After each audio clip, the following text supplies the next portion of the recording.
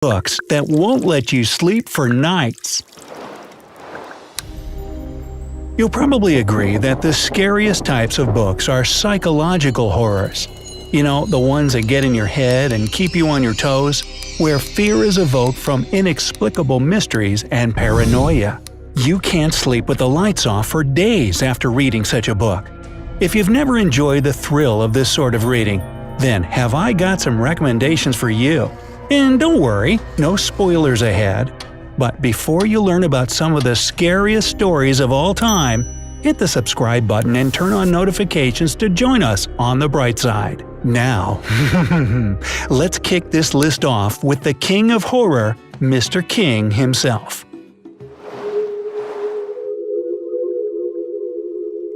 Number 11. Mystery by Stephen King. Do you know what happens when an insane woman becomes obsessed with a writer's story? When Paul Sheldon, an author of Victorian-era romance novels, gets into a road accident during a snowstorm, he doesn't have a clue who his seemingly kind-hearted rescuer really is and what she's capable of. Annie Wilkes, an ex-nurse, is Mr. Sheldon's biggest fan. However, she's unhappy with how his latest book ended.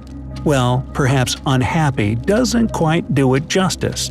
Let's just say she'll stop at nothing to get her favorite writer to change the story's ending and fix the damage. Believe me, you wouldn't want to end up in this poor man's shoes.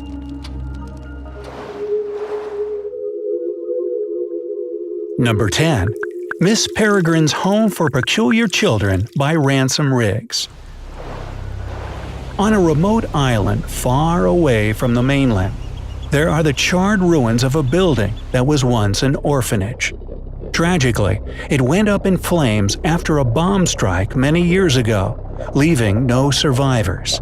But when 16-year-old Jacob explores the crumbling construction, he finds out that this wasn't your typical children's home, and its inhabitants were anything but usual. They may have been sent to the remote island for a reason, and in some sense, they may be still alive. As soon as Jacob realizes this, his spine-chilling adventures begin.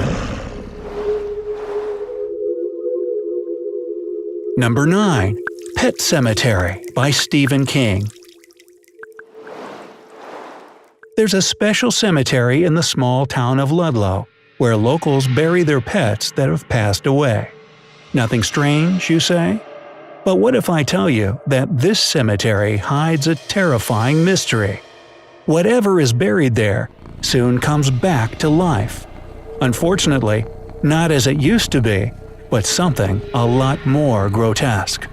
So, a doctor, his wife, their 2 children, and the family cat move into an old house in the town, knowing nothing about this secret at first. They're the perfect happy family. But when tragedy strikes, the father makes a regrettable decision, and an already horrible situation turns into a real nightmare. But you gotta read the book for all the gruesome details.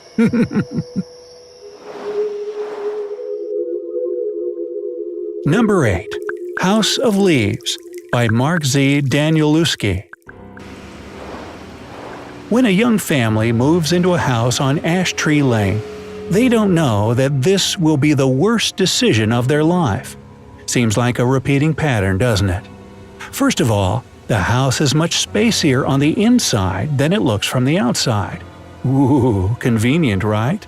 You wouldn't think so if it was your little kids who wandered off into the depths of this strange home. After that, the children's voices start to narrate horrible tales about an ever-growing abyss behind a closet door, about creatures born by the darkness, and about the growl that will soon tear through the house and consume all the living souls within. Yikes, sounds like nightmare fuel to me. Number 7. The Ruins by Scott Smith. A group of young people are searching for an archaeological site in Mexico. A friend of theirs has set up camp somewhere in the jungle. Eventually, they come across the location. Lonely and looming over the trees, an ancient pyramid is standing in the heart of the forest. It's covered in bizarre vines, and the land on the clearing is barren and salted. Oddly enough, there's nobody around. When the friends climb the pyramid, they come upon a horrible sight. Shocked and confused by their finding, the young people try to flee the place. No such luck. Armed locals from a nearby village force them to remain on the pyramid. Unlike the travelers, the natives know that anyone who's climbed the pyramid is doomed. But you'll have to read the book to find out what happens to these unfortunate souls. Number 6. The Haunting of Hill House by Shirley Jackson. Haunted houses are traditionally at the top of all horror fiction lists. But this book takes the very concept of the haunted house to a whole new level. The house in this story seems to have its own angry and sentient mind. But that's not the scariest part. Eleanor, the narrator of the story, seems reliable and relatable enough for the reader to trust her. But this only evokes a false sense of security. And since the woman's descent into the abyss of claustrophobia and insanity progresses slowly and almost unnoticeably, this story may affect you more than you'd expect. Number 5. The Shining by Stephen King. Jack Torrance, a writer who suffers from alcoholism, gets a new job as an off-season caretaker of a hotel in wintry Colorado. His wife Wendy and little son Danny come along to this remote location. The family is hoping for a new fresh start. Everything seems to be going smoothly, at least until all the guests leave and Jack's family remain as the only inhabitants of the hotel. That's when things start going south for little Danny. The boy, gifted with telepathic powers, experiences the unprecedented horror of seeing and communicating with the ghosts of the hotel. But these cursed souls aren't the most terrifying thing that can happen to the family. Just wait, the worst is yet to come. Number 4. We'll Never Be Apart by Emiko Jean. A 17-year-old girl named Alice has had it rough in life. But despite her family troubles, she manages to find some normalcy and even love. Now she's locked in a psychiatric hospital, driven crazy after her arsonist twin sister killed her boyfriend. During her long and boring days in the hospital, Alice writes down her dreams of getting revenge. But when she makes friends with another patient, some memories begin to resurface. It seems that the girl's mind has mixed up fact and fiction. Then, what is the true story? Give it a read to find out.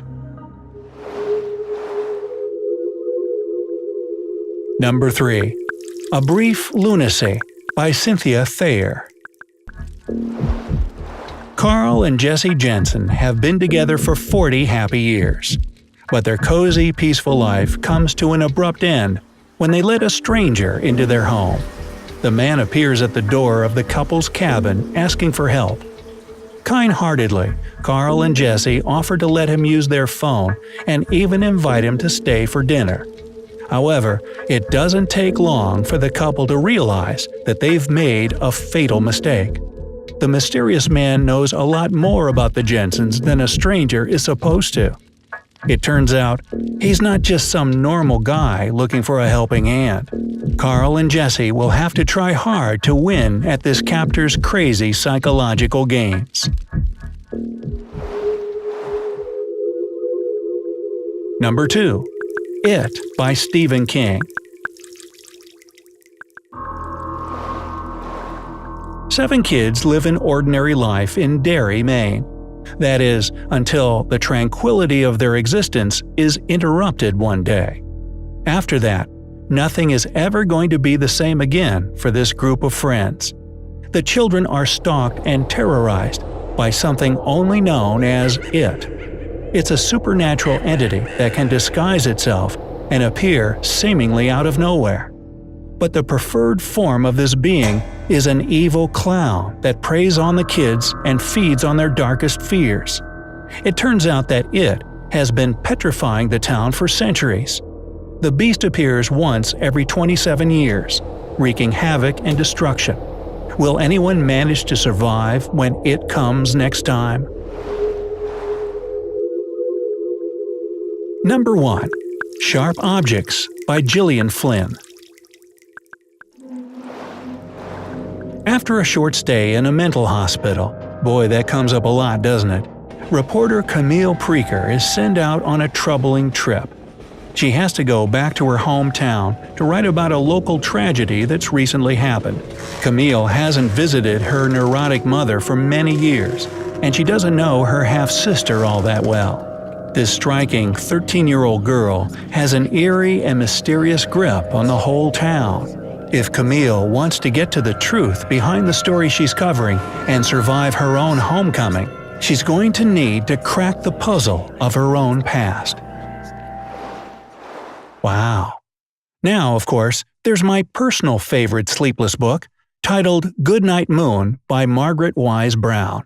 Oh, it's a classic all right, but it's not at all scary. The bunny just says goodnight to everything in the room, and I mean everything. The problem comes when the child wants you to read it again, and again, and again, and nobody gets any sleep. Maybe this should be in another video.